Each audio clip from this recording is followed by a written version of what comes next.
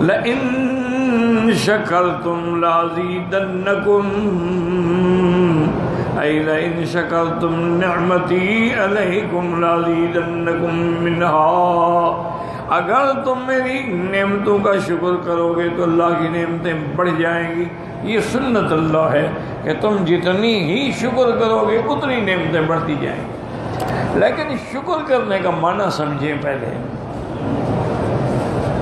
ہم نے شکر کا معنی یہی سمجھا ہے کہ کھانا کھا لیا تو الحمدللہ، پانی پی لیا تو الحمدللہ، یہ بھی شکر ہے لیکن اصل شکر یہ نہیں ہے۔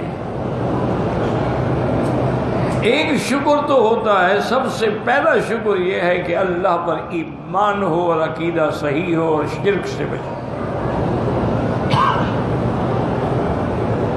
کہ اللہ نے قرآن پاک میں خود یہ تعریف بیان فرمائی ہے کہ اللہ نے فرمایا کہ تمہارا نام بھی نہیں تھا، اللہ تعالی الانسان حین من الدہر لم یکن شیئا مذکورا، انا خلقنا الانسان من نطفۃ امشاج نبتلیہ، کہ ہم نے تمہیں ایک نطفے سے پیدا کیا، فجعلناہ سمیعا وبصیرا، پھر ہم نے تمہیں قوت سمع دی، قوت بصارت دی۔ اب اصلی اب نتیجہ کیا ہوگا، یا کفور یا شکور؟ تو اصل شکر ہے ایمان۔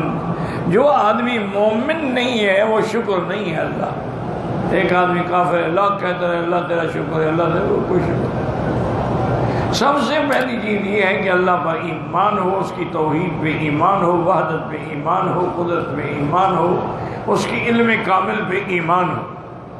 اب دوسرا شکر یہ ہے کہ دل سے اللہ کی نعمتوں پر اللہ کا شکر گزار، اور آخری درجہ یہ ہے کہ زبان سے بھی شکر کرے، ہر نعمت پر کہے الحمدللہ، پانی پیا تو الحمدللہ، کھانا کھایا تو الحمدللہ، الحمدللہ الذی اطعمنا وسقانا وجعلنا من المسلمین، اور اگر کوئی نیا کپڑا پہنا تو الحمدللہ الذی کسانا من العراء، تو یہ بھی شکر ہے۔ لیکن اصل شکر ایمان، شکر بالقلب، شکر باللسان، اور جتنا تم شکر کرتے جاؤ گے اتنا اللہ کی نعمتیں بڑھتی چلی جائیں گی۔ لئن شکرتم لازیدنکم ولئن کفرتم، اگر تم نے میری نعمتوں کا کفر کیا، کیا معنی کہ نعمتوں پر ایمان لانے کے بجائے تم نے کفر کیا، انبیاء کی اطاعت کے بجائے تم نے تکذیب کی، اے کفرتم النعم وسترتموها وجحدتموها، تم نے نعمتوں کو چھپا دیا اور انکاری ہو گئے، ان عذابی لشدید، میرا پھر عذاب بھی بڑا سخت ہے، وذالک یصرف عنہم وعقاب ایاہم علی کفرها۔ ایک تو یہ بھی ہے کہ اللہ وہ نعمت چھین لیتے ہیں، جب آدمی نہ شکری کرے نا جی تو اللہ وہ نعمت بالکل نہیں رہنے دیتے۔ اس کی مثال علماء نے بیان کی ہے کہ آپ دیکھیں کہ شیعہ مذہب کی بنیاد ہی تقیہ پہ ہے، یعنی جھوٹ پہ ہے، تو جب ان کی بنیاد جھوٹ ہے تو اللہ نے ان کو صدیق کی صداقت سے ایمان سے محروم کر دیا، وہ نعمت ہی چھین لی اللہ نے۔ تو اللہ تبارک و تعالی جب اپنی نعمتیں دیتے ہیں، اگر تم شکر نہ کرو تو پھر اللہ وہ نعمت چھین لے۔ اس لیے فرماتی ایک تو یہ نعمت ہے کہ اللہ نے وہ نعمت چھین لی، اور اس کے بعد کہ جاء فی الحدیث کہ جب تم کوئی گناہ کرتے ہو تو اس گناہ کی وجہ سے اللہ تمہارا رزق چھین لیتے ہیں۔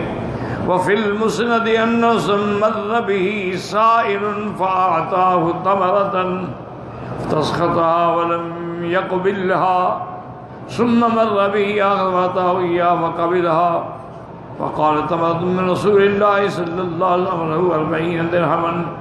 حضور کے سامنے ایک سائل، ایک فقیر آیا، ایک کھجور کا دانہ تھا، حضور نے دے دیا، نہیں میں ایک کھجور کا دانہ لے کے کیا کروں گا۔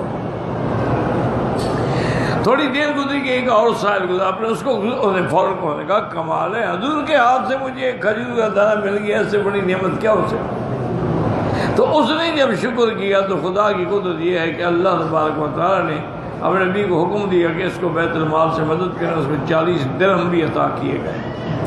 او کما قال الامام حدثنا صدقہ حدثنا مات السیدلانی عن ثابت بن انس قال النبي صلى الله عليه وسلم سائل فامر تمدم ياخذها او وحش بها قال وضع فامر تمدم سبحان الله تمرد من رسول اللہ۔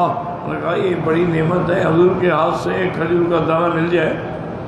فقال للجاری النبي ام سلمى الاربعين درہما التي عندها، آپ نے اپنی باندھی سے فرمایا کہ بی بی ام سلمہ کے پاس جاؤ، اس کے پاس جو 40 درہم رکھا ہے وہ بھی اس مسکین کو دے دو۔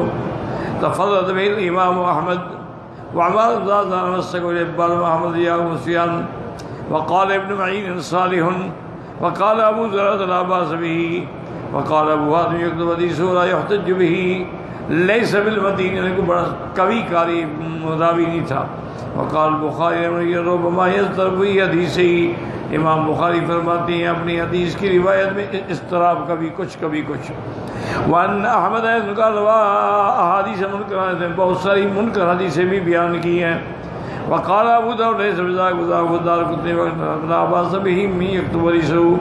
وقال موسى ان تكفروا انتم ومن في الارض جميعا، اب موسیٰ علیہ السلام نے اپنی قوم سے کہا بدبختو اگر تم بھی اور ساری مخلوق جو زمینوں میں ہے آسمانوں میں ہے اگر سب کفر کریں تو اللہ کو کیا ضرورت ہے؟